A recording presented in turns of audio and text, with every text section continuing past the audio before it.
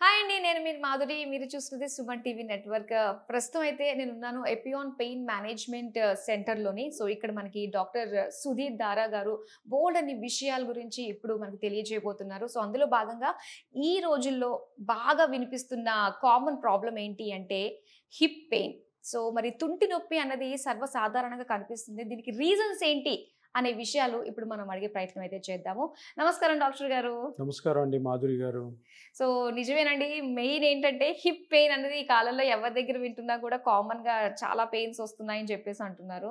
So, దానికి reason కూడా వాళ్ళే చెప్తున్నారు. అవును, కరోనాలో నేను భయంకరంగా డోసేజ్ అన్నీ కూడా వాడడం జరిగింది. దాని పర్యవసానం ఏమో నాకు ఈ హిప్ పెయిన్ వస్తుంది అని చెప్పేసి చెప్తున్నారు. ఇది ఎంతవరకు నిజమంటారు? చాలా ట్రూత్ ఉంది ఇందులో. పాయింట్ ఏంటంటే హిప్ జాయింట్ పెయిన్ హ్మ్. కామన్. మోకాలు నొప్పి ఎట్లాగో తుంటి నొప్పి కూడా కామన్. దీంట్లో 2 రకాలు ఉన్నాయి. ఒకటి తుంటిలో గుజ్జు అరిగిపోవడం వల్ల నొప్పి వస్తుంది. దాన్ని హిప్ ఆర్థరైటిస్ అంటాం.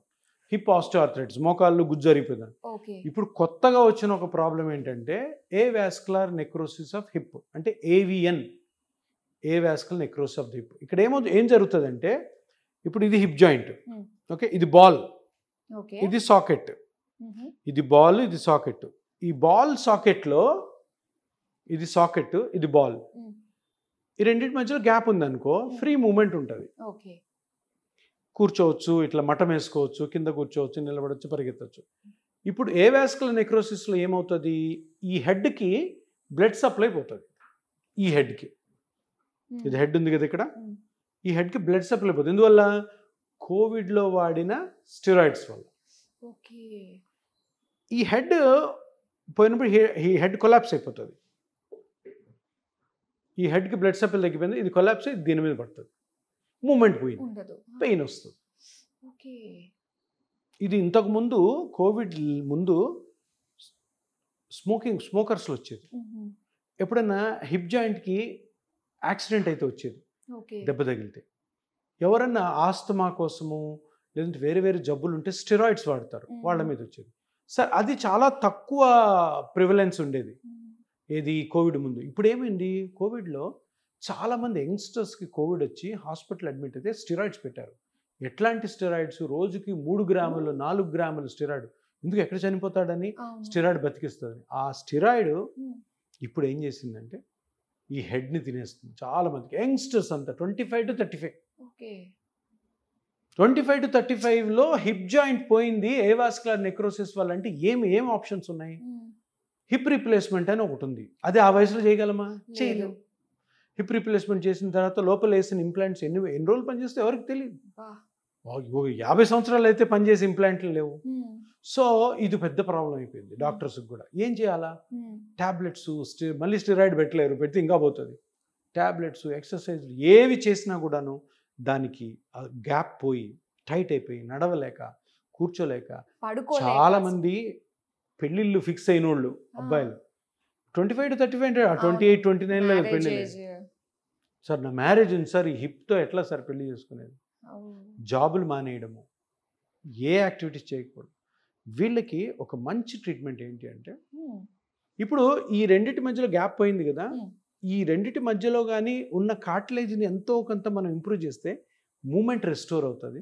ఆ ఓకే. లోపల కూడాను రీమోడలింగ్ జరుగుతుంది, ఓహ్! జరిగి ఇంప్రూవ్ అవుతున్నారు. ఎందుకంటే ఇంకా వేరే ట్రీట్మెంట్ లేదు కాబట్టి హ్మ్. ఈ ట్రీట్మెంట్ మేము ట్రై చేసాము, చాలా మంచిగా పనిచేస్తుంది. సక్సెస్ రేట్ చిన్న ఎలా ఉందంటారు? ఉంటుంది ఒక 70-75%. ఓకే.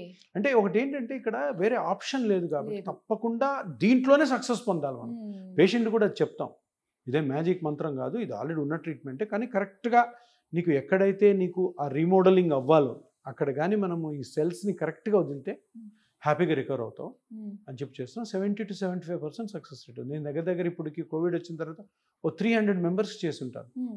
బాగున్నారు. ఆల్మోస్ట్ లైక్ 250 మెంబర్స్ బాగున్నారు. ఓకే. ఫాలోఅప్కి వస్తుంటారు, ఎవరు సర్జరీ కూడా పోలేదు. సో ఇది కొంచెం బర్నింగ్ టాపిక్. మన కోవిడ్ వచ్చి వెళ్ళిపోయిన మనకు మిగిల్చినటువంటి రిటర్న్ గిఫ్ట్ అనమాట. హ్మ్. సో ఇది చాలా యంగ్స్టర్స్లో వస్తుంది. అది వరి 60-65 తర్వాత అయితే సర్జరీకి వెళ్ళిపోవచ్చు, ప్రాబ్లం లేదు. హ్మ్. ఈ యంగ్స్టర్స్లో జరగదు సర్జరీ, ఇంపాసిబుల్, చేయలేరు. అంటే రికవర్ అవ్వలేరంటారా ఆ ఏజ్ కి? అంటే రికవర్ అయ్యే ఏజ్ కూడా ఉండొచ్చేమో కదా. సర్జరీ సర్జరీకి వెళ్తే అసలు. అంటే సర్జరీలో ఇంప్లాంట్ పెడతారు కదా, ఓకే. ఇంప్లాంట్ ఏజ్ చెప్పలేము. ఓహ్! అందులో So, ఆ ఏజ్లో చాలా యాక్టివిటీ ఉంటుంది కదా. అవును. ట్రావెల్ చేస్తాము, అక్కడ పోతాము, ఇక్కడ పోతాము, ఎన్నో పనులు చేస్తుంటాం.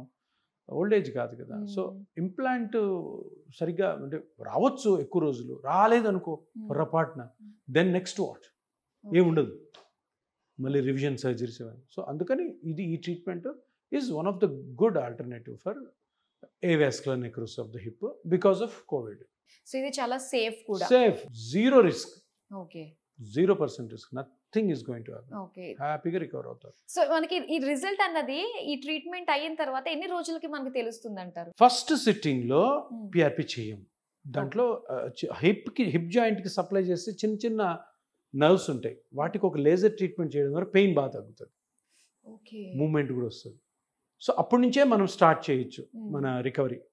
నెక్స్ట్ ఆ డ్యామేజ్ని బట్టి ఎన్ని sittings of plasma therapy are PRP అన్నది డిసైడ్ చేస్తాం. 1 ఉండొచ్చు, 2 ఉండొచ్చు, 3 ఉండొచ్చు.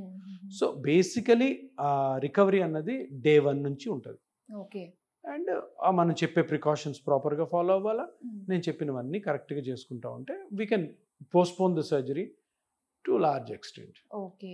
సో ఏదన్నా కూడా వన్స్ కాస్త రిలీఫ్ వచ్చిందంటే మన మైండ్ సెట్ ఎలా ఉంటుందంటే తగ్గిపోయింది కదా ఇంకా చాలు అని ఎక్కడికక్కడ మొత్తం స్టాప్ చేసేస్తారు.